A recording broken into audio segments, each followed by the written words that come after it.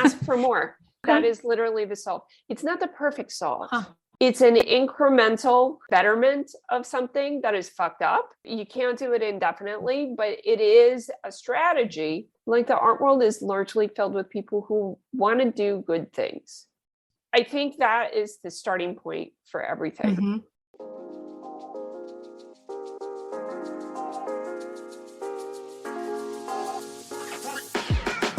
Welcome to the Sunlight Podcast. In this show, we're talking about taxes, money, and careers for creative people who have a big vision for changing the world with their work. I'm your host, Hannah Cole, artist, tax pro, and the founder of Sunlight Tax. If you're an artist, designer, or creative entrepreneur who wants to grow your business sustainably, manage your taxes, and build a stash of fuck you money so you can control your own time and have a bigger impact with your work, you are in the right place.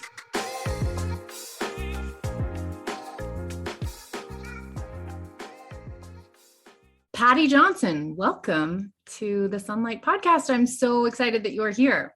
Thanks so much for having me. My pleasure. So I'm going to just give a brief intro, and then I want us to just jump right in. Paddy Johnson is an online pioneer with more than 15 years experience working with artists on writing, editing, and grant proposals. As the founder of VVrkshop with 2 V's, an online platform designed to help artists and art world professionals online and off, Johnson brings a history of high-profile projects and writing to her classes. Prior to Vrkshop, she founded the blog Art F City and the public art initiative Parade. She writes for publications like CNN, the New York Times, and New York Magazine. Johnson is best known for her ability to help institutions and artists produce their best work. Paddy, thank you so much for being here. Welcome. Thank you. My sort of unofficial bio of Paddy for everybody listening is that I was a fangirl first. Like, you were this distant art critic that I admired, and I was an artist, and I was like, didn't think I ever had an actual hope of meeting you. I would like send you emails occasionally. I don't even know if you know that, but I don't think I knew about the emails, to be quite honest, but I will say that I was actually, just before I got on the podcast, I was trying to record a reel in response to somebody who was like, how do I contact people who don't accept unsolicited submissions and I have no hope of meeting? And I thought, I think that is the framing and the way that many of us feel. So, yeah. Well, I'm going to start. I wrote it down on my list of questions for you because I would like to use my embarrassing situation as an example for you to talk about how you work with people. But then later in life, of course, we got introduced by our mutual friend, Philip, and I started writing for you. And oh my God, what I learned in that process is, one, that you're a killer writer and a very dedicated to art and dedicated to good writing and explanation. Like, you would dig in on my pieces in a way that no other editors did. And you just like give a shit in this really deep way that I just admire like crazy. It's one of the things I love about you. Thank you so much. Yeah. I want to talk to you about all kinds of things. We both serve artists in our work, and I want to talk to you about kind of like some of the problems that you see in artists. And my first thing I want to talk about is just the conservatism of the art world altogether. Like, I have been surprised at how so artists are supposed to be innovative, and they are, right? In our artwork, we are. But what I find so interesting is how then artists don't seem to bring that innovation over onto the business side or the like how to run their operations side of things. And I find a lot of artists kind of take what's given to them, like you're supposed to work with a gallery, et cetera. And, just as a tax person, when I'm doing people's taxes, when I'm looking at their finances, the ones who are doing great financially tend to be artists who are more creative about how they get their work out there and not just assuming that their gallery is their ticket to lifetime success. So I'm curious what you have to say about that. Well, that's actually something that I find inside the program that I run, Netvvrk, which is a membership program for artists. And one of the things that I do find is that a more conservative approach to art making often maps to a more conservative approach to business and what an artist's expectations might be for building their business. And I guess I'm trying to think of like a specific example of how that might play out. Unfortunately, that's not coming to mind immediately, but I do think that there's nothing inherently wrong with being conservative, right? Like it is important to be safe. And I think a lot of what we want to do is build financial security in some way. And I want to just put out there that the arts is not a great industry to do that in. Like most of the people that I work with, and I would imagine that this is true for you too, do not make a lot of money off their art. They're not making a living off their art. And I would never promise them that they're going to make a living off their art. Like a good stipend is considered $1,500 for like usually what is 30 days worth of work. That's crazy. So, I think when we start to think about like what pay in the arts looks like and, how we're going to respond to that, sometimes a natural response is to be a little bit more conservative because you feel a little boxed in. And when you feel boxed in, you literally don't have the freedom to experiment. And that creates, I think that's one of the driving forces that is pushing us into what I would say a more conservative moment in the art world right now. I think another aspect of that is just simply fear. Quite honestly, I think we live in very uncertain times. It is scary to put yourself out there in this environment, no matter who you are. And it is also, we live in an environment where truth is very slippery. And even I think in circles that are more progressive, it really has become more difficult to find like shared sets of beliefs and truths. And that causes all kinds of problems. Can you talk more about that, Paddy? This is really fascinating, but tell me more. What specifically do you want to know more about? This idea of just like not even having a baseline to talk to each other about. So we're talking about conservatism, about just like economic conservatism, and I would love to circle back to that. But now you've just moved into this, like, actually it's scary to just put yourself out there and to talk to people because you don't have a shared sense of what is true. Are you talking about like cancel culture? Or I am alluding to cancel culture a little bit. I think I'm also alluding to even just what the online course world looks like, where one of the things that I hear from artists more frequently is that there are like a million options out there and you don't really know who's good and who's not good. And I think there are a lot of different approaches to how you make inroads in this industry. I think there's a desire for a formula, like if one thing I do see quite a bit is a kind of desire for like, just tell me what to do so I can do the thing and then be done with it. And the fact of the matter is that everything we do, that like there may be a formula for it, but it's got to be fully customized. So I guess in a sort of general sense, like those things don't work.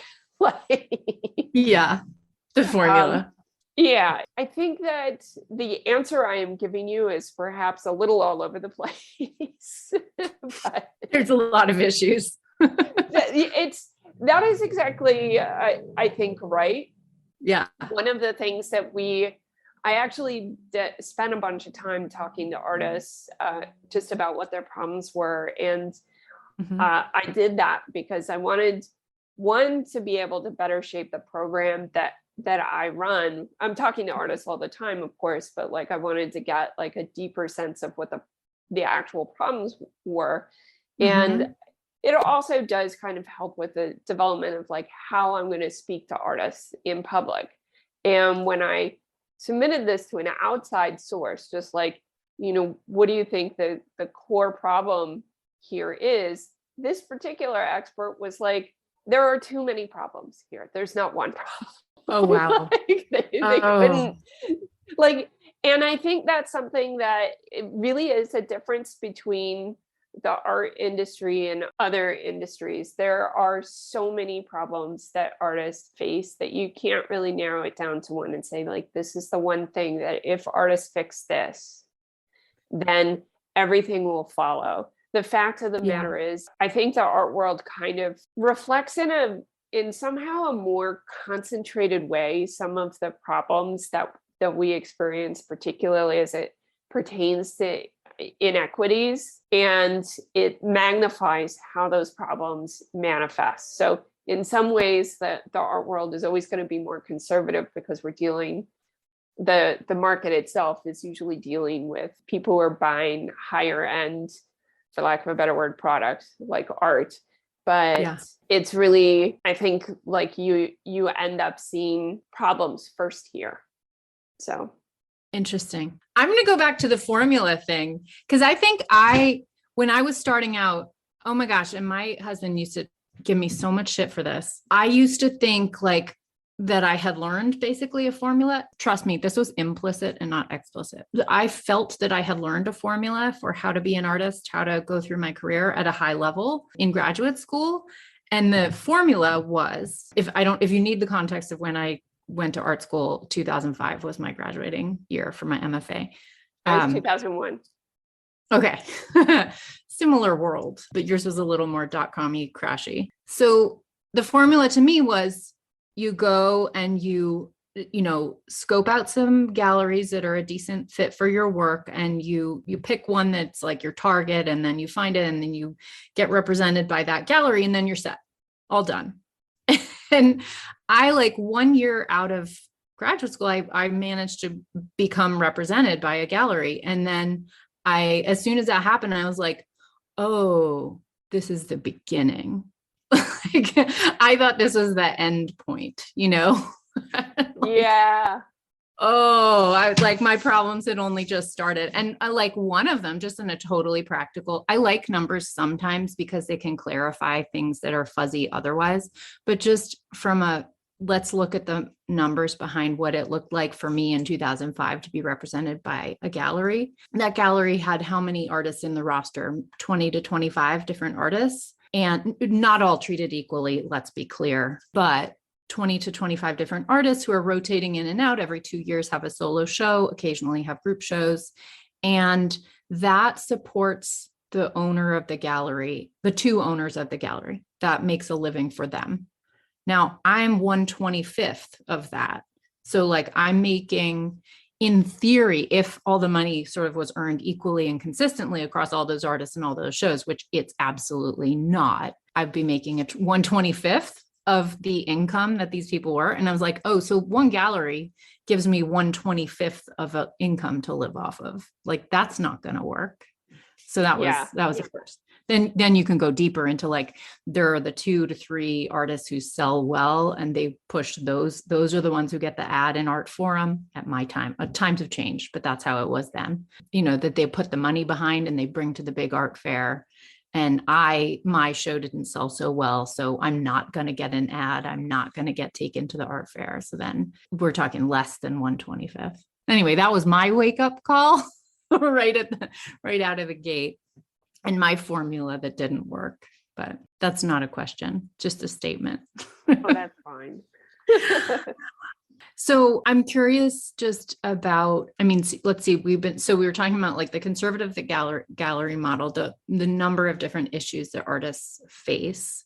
So one of the issues is like wanting a formula, but it's hard and it needs to be custom. Yeah, I think like the conservatism, like, I would say that it's mostly caused by just general inequity, right? Like income inequality, a lot of things trickle down from that. And all of these things are kind of heightened. And I guess that's the thing that, like, when I say we see things first in the art world, it might not be first, it's just clear. It's like the wages that artists get, what constitutes a middle class. Like it's so small in the art world. There's almost no middle class in the art world. And, I think like museum boards are a really good place where you sort of where you see a lot of problems in terms of who gets to make decisions and who has outsized power. Now, of course, sometimes we have museum boards that work just fine, and other times we have museum boards that are really just about status and a lot of that stuff. I think, I'm sorry, I have to kind of like work through what this is like while we're talking. So it's not the smoothest conversation I've ever had. But like when I think about like how things work and how things are evaluated, it's not a democratic evaluation of art if a museum board is pushing a lot of things because they're in their collection and that happens to be A, what they like, and B, they can benefit from having artworks in their collection, in the museum collection financially and having them shown, right? So I think that is a like sort of version of conservatism. Wealthy people just in general tend to be a little bit more conservative, and that I think is something that happens. I mean, there are a lot of reasons for that too. I think it tends to get a little boring once we start to talk about like why people try to like hoard their money and that sort of shit. But like, everything has a relationship to everything else. And I think the big question for artists is, how do you survive in an environment like this? How do you have a sustainable career? How do you have something that makes you happy? And maybe it doesn't pay all your bills, but like you at least feel like you're being compensated fairly for what you're doing. And that's actually a really heavy lift. Yeah. Okay. So my perfect answer from you, Paddy, would be, can you solve that for us in one sentence? But ask for more. Ask for more. It's literally, that is literally the solve. It's not the perfect solve. It's not the perfect solve. It's an incremental betterment of something that is fucked up. You can't do it indefinitely, but it is a strategy. And most people, the art world, maybe this is idealistic of me, but I actually don't think so. Like the art world is largely filled with people who want to do good things. Yeah, if you ask somebody for $50 more than whatever the thing was that you were getting paid for, like it's not a lot of money, but it would be something that somebody would try to do because it's the right thing to do. Yeah, and I totally agree. I think that is the starting point for everything. Yeah. We have to, as a collective, ask for more. Yeah, I love that. I completely agree with that. And I think when you ask for more, it's more than just for your own benefit, and your own benefit is worth a lot, and that don't feel guilt about that. But it also helps other artists. I mean, it's a collective good thing to do too. Well, that's exactly it. And that's why I think collectively we do need to be thinking about how we ask for more. That's why, I mean, it's a great thing that wage exists and that, we have these standards. They're not enough. But I think most organizations that I work with are looking to beat the wage standards. Are you talking about Wage, the organization, the nonprofit? Yeah, sorry, for your listeners. Awesome. I'm going to link to that in the show notes. I'm making a little note. Yeah, so for your listeners, Wage is an organization that sets standards based on how much revenue an organization brings in for payment to artists. So if you can get Wage certified, this is something that I think is an accolade for institutions. So if the institution you're working with is not Wage certified, one thing you can do is ask them if they would either, work to meet the wage standards or work even better, work to get Wage certified so that you're always paying the minimum, at least the minimum amount that Wage recommends you pay to artists. That's fantastic. Awesome. Hey, this is Hannah here to just tell you that tomorrow I've decided to drop a bonus episode for you and offer something special that I don't normally do. So stay tuned to tomorrow's episode and see what's in store for you. I have a really mortifying story about not asking for more. I sit on two different sides of the desk. Like I'm an artist and I have an active practice and I have shows. And I, advocate for economic security for artists through Sunlight Tax. So I remember reading this little like blurb of an interview in our local NPR news station on their website by our arts reporter talking about how the Asheville Art Museum, which is, in this area, it's the flagship like arts institution in Western North Carolina. And it had just finished this big renovation, and it had this big group show called Appalachia Now. And they had decided retroactively, it wasn't even their initial policy, I think, but they got called on the fact that they weren't paying any of the artists who were in the show. They decided to contact the artists and offer them each $100. And I was incensed when I read that. I was so aflame and infuriated. Very important to note, I was sitting at my tax desk at the time, and I shot off an email to the writer of the story, our local arts writer. And I was like, this is outrageous.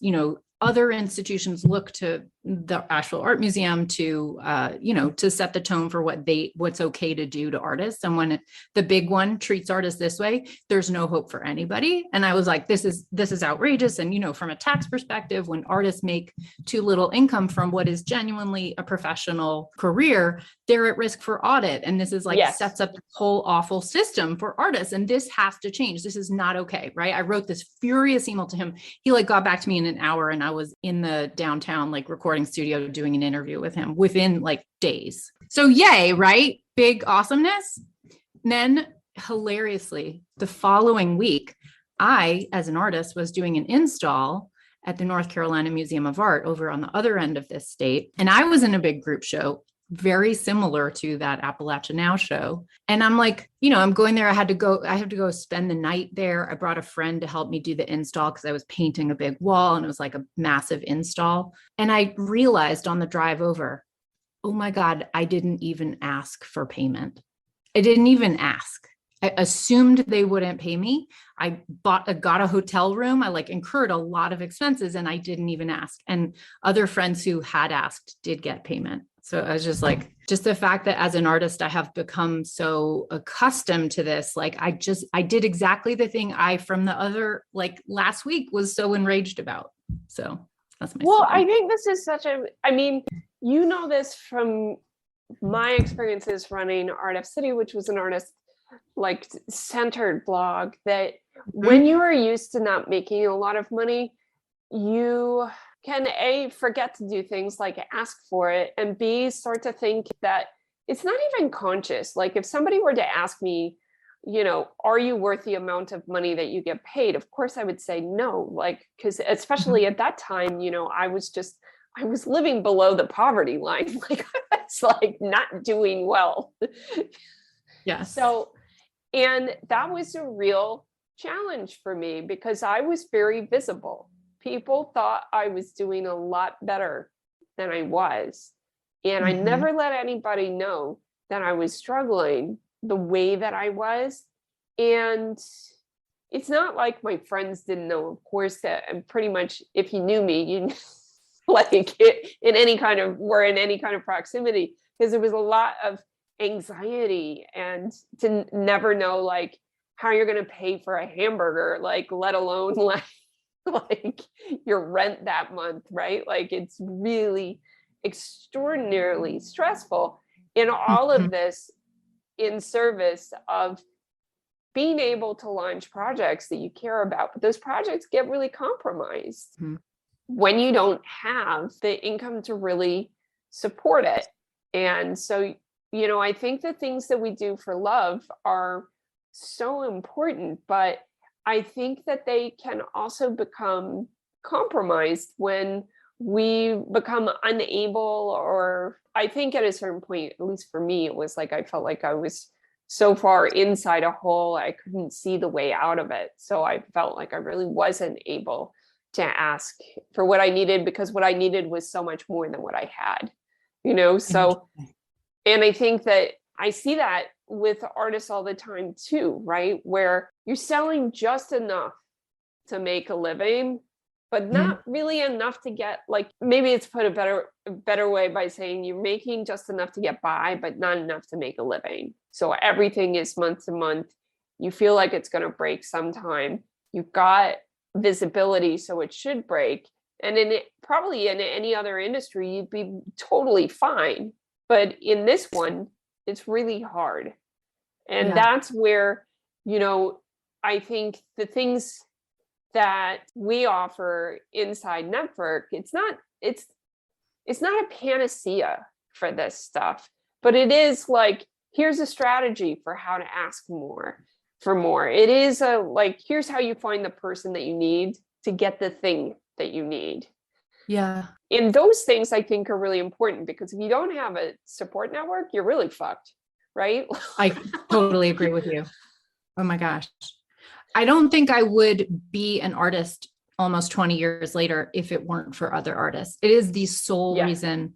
First of all, it's the reason I still love it. Because I love the people. I love other artists. I love being in this community. Every time I've done a collaborative art project, I mean, in my case, it's usually surrounded with Art F City, it was usually surrounding benefits and fundraisers or whatever. But anytime I've done any kind of launched public art or any of those types of projects, there's nothing more fulfilling than that, because I mean, I feel like I'm on the outside a little bit. I'm not the actual maker, but just being in proximity to somebody who comes up with an idea that I think is so funny or fun or amazing, and I never would have come up with it. And artists are so much more interesting than any other type of person I've ever met. I agree. Yeah. And honest. And, they say your strength is often also your weakness. I think that this can cut both ways, but artists are so authentic, so honest, so warts and all, that sometimes I was joking with a friend who served something at a lunch to me. And she was told me all its flaws before she said it in front of me. And I was like, God, you sound like an artist, telling me what's wrong with your painting as I look, instead of letting me see what's right with it.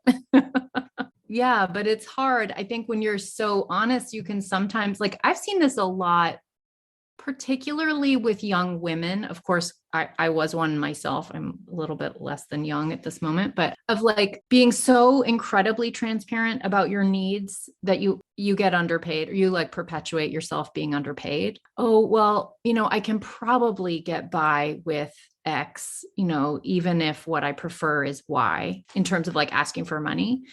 So transparent that you shoot yourself in the foot, as opposed to just kind of saying well, I'd really like to this is my preference. Yeah. I mean, one of the things I want to mention about this is that a lot of the solutions sound almost stupidly easy. A solution for this particular problem of how do I ask for what I want, is to practice, right? Yeah. And because it's going to be really hard, especially at first, and it gets easier. Yeah. For me, it's never gotten easy. It's still hard, but it's a lot easier than it was. And I think when people think about what it takes to have the confidence to ask for what you want, I really think that the word confidence, I actually don't like the word, because I think it suggests that we don't have fear. If we have confidence, that replaces fear, and we no longer need to manage that particular demon. No, confidence is simply working through that fear. Yeah.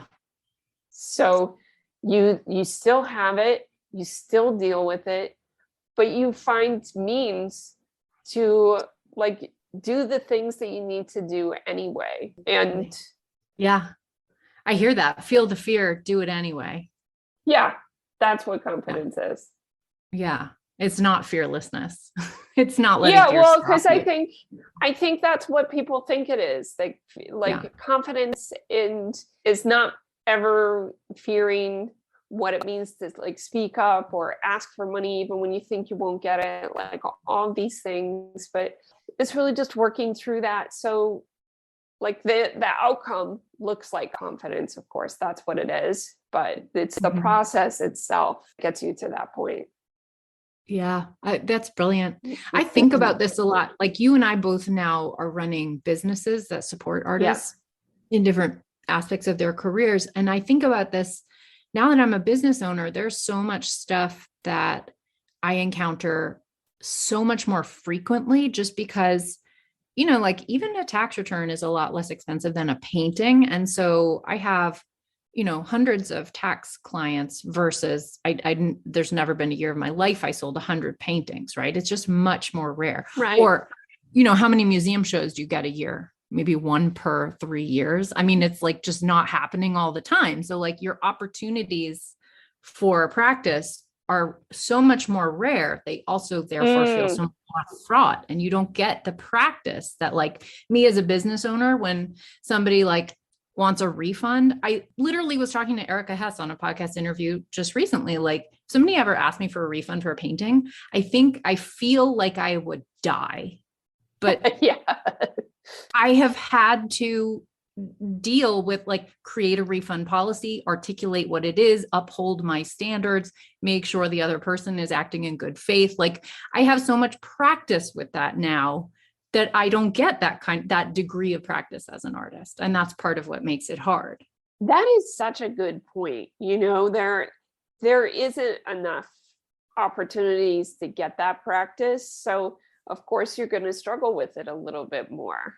Yeah. But I do think kind of where you come in, Paddy, is that having a network I think that's why the network is so particularly important for artists, because you can use other people's touch points it's not practice. Like you don't get to speak to that museum director, but you get to hear what happened when they did. We have a lot of that happens on our strategy calls. These are coaching calls basically that we do with the group, and we'll talk about these things. And everything that we talk about is like happens inside what I like to call cone of silence. It's not going anywhere because it can't. Like this stuff is really sensitive. But I also see artists practicing with each other. Sometimes like practice can take the form of like, I know I got to send the newsletter out and I don't have anybody to send it to.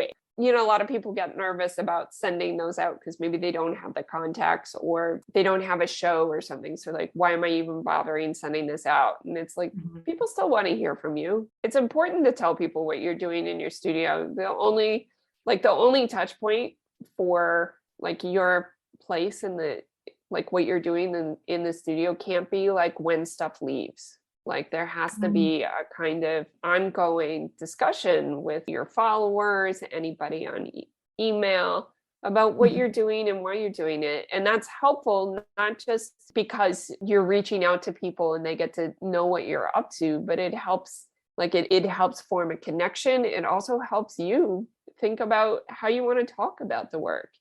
So the more you do that sort of stuff, the more you develop your voice and the more your art develops.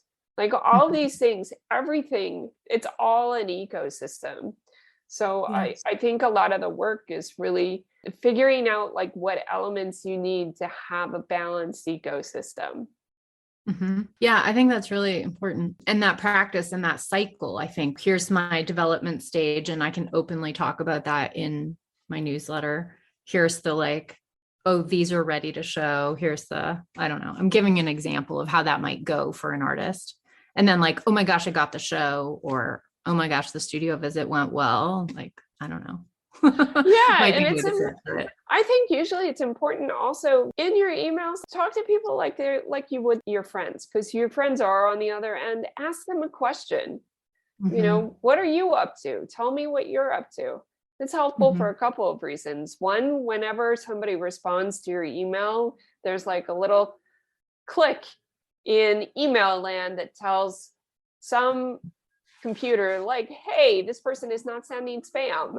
But it's also helpful because like then you're actually talking to someone. Like the point isn't to just tell people things. The point is to talk to people about things. And I think if we make that distinction that we're talking, not telling, we're a lot further along. Oh my gosh, that's such a good point. And I think honestly, running your art career as well as your business is really, it all works so much better once you recognize that it's still all just relationships.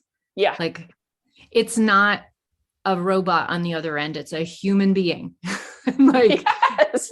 maybe they're also affected by the news that just came down. Maybe they, like, yeah. are harried because they were homeschooling their kids, or like there's also stuff happening in their life. And they also like I think artists, classically younger artists, inexperienced artists, make the mistake of trying to ask people to marry them way before they've ever had a first date, like sure.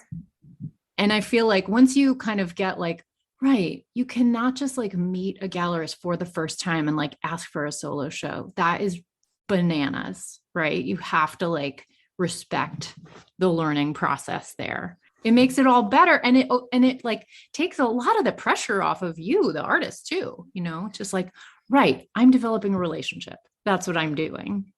And I think like a lot of times when we think about these relationships, I think the most extreme example, right, is like, oh, I'm going to meet this gallerist and ask them for a solo show. But most artists, I think probably that both of us are working with, are not really at that stage, but they're thinking about things in a slightly more complicated way. But it can boil down to like, I don't know anybody and I don't have any connections and I can't DM someone and send them unsolicited submissions. So I'm fucked, right? Like, I think that's the version of, okay, we know we're not supposed to just ask somebody to marry us. So I guess I can't do anything. It took me a little while to get there, but I think that's where I think a lot of artists get stuck. Like, I can't do the unsolicited submissions. Therefore, I'm never going to be able to get ahead anywhere because I live somewhere remote and this is just the end of my life, and Totally. That's not, I see why people feel that way. I see why anybody would feel that way. But the problem is when you think that way, you're kind of thinking, you're starting in the middle, not at the beginning. You need to build the foundations of a social relationship before you can make even an ask for coffee or anything. Or like, let's say you live in a really remote place and you're stuck because gas prices are high and all the rest, maybe you're just asking for a Zoom visit. There's a whole bunch of steps before you get to, can I do a Zoom visit with you? And some of those steps are like, I don't know, super dumb. They're like, I'm going to send somebody an emoji. Yeah. I'm going to like say you like the show on somebody's Instagram. It's all sort of like bullshit stuff that seems like you're doing nothing. Right. And that's also the way often it feels like doing any kind of tedious task. It doesn't mean it's pointless. Yeah. Right. Like, you have to figure out, like, a lot of this work is figuring out what your voice is. Like, so when you're building a foundation, like, you can't really fuck it up. You can find out that actually somebody is not a good fit for you because you said something and they don't respond, or they're like, multiple times, usually. I probably shouldn't say this, but I'm like, I'll harass somebody. I really think they're a good match. I'm like, because I was thinking about this, because like, this is a while back, the Art of City Rob Pruitt Art Awards and auction, which I ran in 2011, which was a response to the Rob Pruitt Art Awards that ran at the Guggenheim. So this was something that we did as a fundraiser.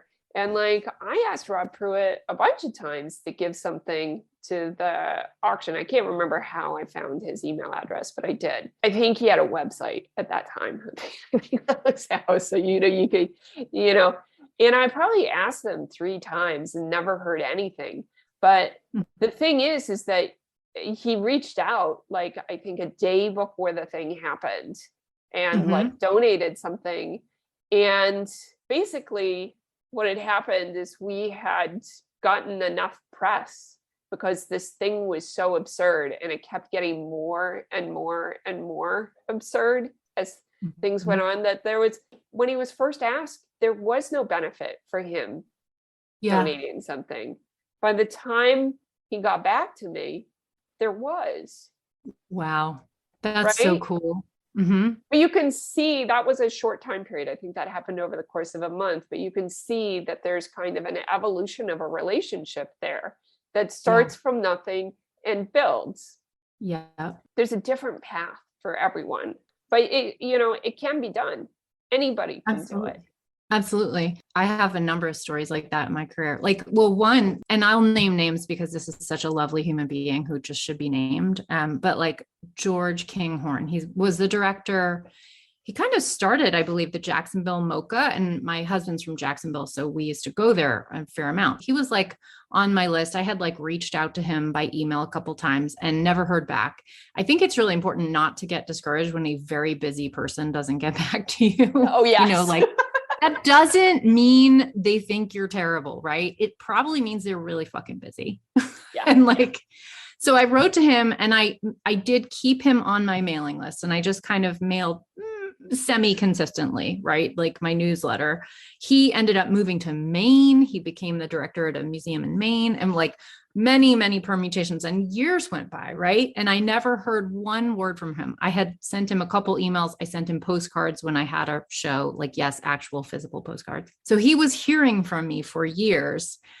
A friend of mine was in a group show at the museum in Maine where he had, where he was the director. I went with her to her show. We like had a fun time, went to the party afterwards, and I had the opportunity to meet him in person for the first time ever. I stood there, introduced myself, and he's like, "Oh, Hannah Cole, I've seen your work for many years. It's really nice. I'm going to be in New York next week. Would you like to do a studio visit?" Can you believe that? Like, I had never heard one response from him, but when I was physically in front of him, he was like, "I completely know who you are. And it happens that this like moment for us to connect is going to happen." Also, I love that story. Yeah. The coda to that story is that studio visit went so well, I got a solo show at his museum. So like, that was amazing. like really good proof of like, just be consistent, just keep doing it. So yes. Yeah. Paddy, I really want to talk a little bit more about your program. I want to know, so you were kind of making a distinction about who you serve and who you don't serve. Can I ask you to dig in a little bit more about that? Like, who are you serving and how? Like, what's specific about, I think you would probably say it's a mid-career person, but can you tell me? Yeah, mid-career artist. Okay. But of course, mid-career, all of these titles for artists is a like complete minefield, right? So oh my gosh, how we identify ourselves is slippery. But the way that I tend to think about it is you're at least a couple years out of grad school. So you're not really fresh. Now, if you have been making work for 20 years and then you went to grad school and you're like 1 year out, you are okay for this program. I'm not talking about that. I'm talking about like you're 22 and you've skipped through all grad school and you're ready to get out. Like you will find this program overwhelming for you. We have a lot of members who are in academia. We have a lot of members who are working in the commercial gallery art world or working towards that. We have a lot of members who are working in the nonprofit sector and are not necessarily working towards sales, but like different types of commissions and honorariums for their work, social practice artists, that sort of thing. So there's a lot of different parts of the art world, and we engage a lot of those different parts. It's really not for people who have blue chip representation. So if you're already showing at Hauser & Wirth, fantastic. That's great news for you. You do not need Netvvrk. So like and so that's, I think if you get to that point, that's I think that's where a lot of us would like to be, but you're going to have different problems. So yeah, for sure. And so if I join your program, what do I get? Or I don't mean what do I get technically, but like what is it? What do I get out of it? Really what you get is the ability to get more shows, residencies, and grants. So wherever you are in your career, and people join at different points, right? Like we're going to take you to that next level. We're going to figure out what it is that is stalling you, because this is what happens, particularly in mid-career. There are things that stall careers.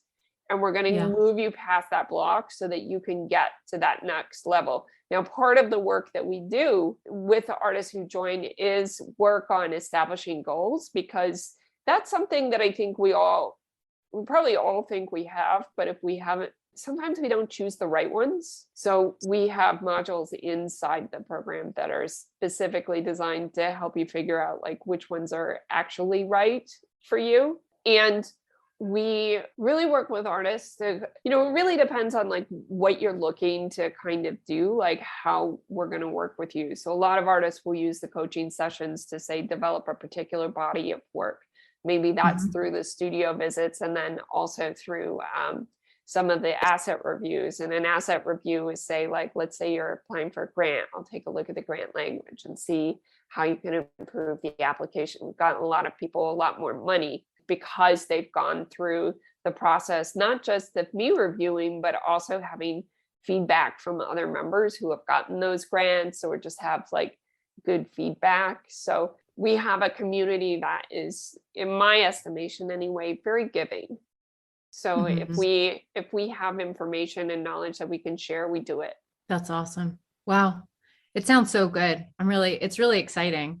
Thanks, Will you tell me a little bit of like, I'm just curious to like the why behind it. Like, why did you feel called to do this, Paddy? Well, it's funny, like in a lot of ways I feel like I've been doing this all along. Like Art of City was a very different thing, but because that was a publication, but like the goal really was to help get artists more visibility for what they were doing. And I feel like I'm still doing that. But I think the thing that I didn't do in Art of City that I am able to do better here is to sort of think about what sustainability looks like too for artists. And so I'm able to, I think, kind of think about the career of an artist more holistically. And when I was doing the work at Art of City and sort of the initial phases of VVrkshop, I'll tell you a couple of things that came up that frustrated me. One of the things was that with Art of City, I would travel a lot. And with VVrkshop, I would meet artists all the time who I thought were really talented. And one of the things that would happen, oh, this person is so great, like everybody needs to know about them. And then I'd go somewhere else, or, I'd just come back home, or like the course would end and there'd be no way to connect them to anybody else. Draw me up the wall. One of the things that I think is just so important is that we're able to connect with other people who are doing exciting things. And so that was something that had honestly just frustrated me for years. And the other thing was that I found when I was working at VVrkshop, the class would end, but the need for support didn't. Because, the thing is, and we do this too, like we give you the skills so that you can replicate this in different scenarios, but like your problems are always changing. The art world is always changing, and people need support that is going to change and evolve.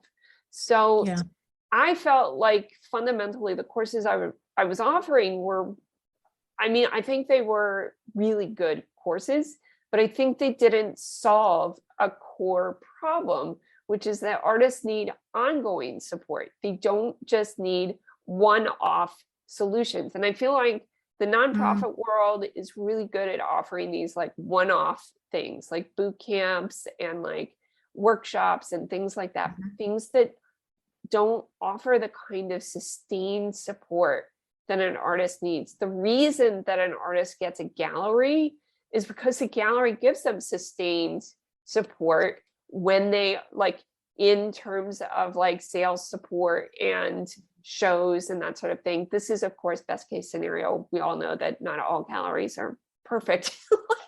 All the rest, but like this is at least in theory.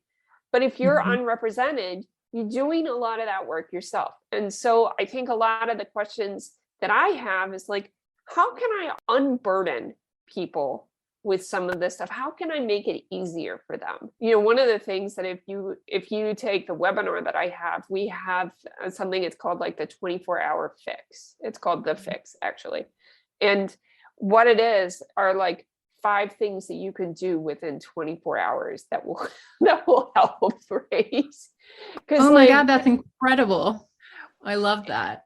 And like the reason that exists is because like after several years of doing this, I'm like, oh, I know the things that people can do really quickly that they probably haven't done. Yeah. There's a lot of like little things that are low hanging fruit that I've seen in the membership that people do it. And it's like within, you know, a couple weeks, they've got sales or they've got something that they didn't have before. So those are things that I think like, you know, if I can just get that to people, to artists who need it, then, you know, you get like a little kickstart. So that's beautiful.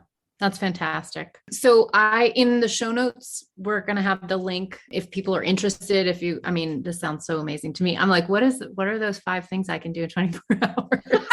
I want it right now, but you can look in the show notes and you can click the link and go check out that training and, check out the Netvvrk program. Netvvrk, yes. Is there anything that you want to say before we end, Paddy? I don't think so. I would like to say just thank you for having me on. And like, also just thanks for being such a good friend over the years. Like, I think we've known each other for a really long time. It's really fun to come on this podcast as you just started to chat with you about what I'm doing. And a little bit, we haven't talked so much about the tax problems that people have, but I do want to just stick in here that like a lot of the things that I know about taxation, a lot of the things that have really helped me just manage my money better and like manage what I'm doing better, they've really come because they've been a direct result of our relationship.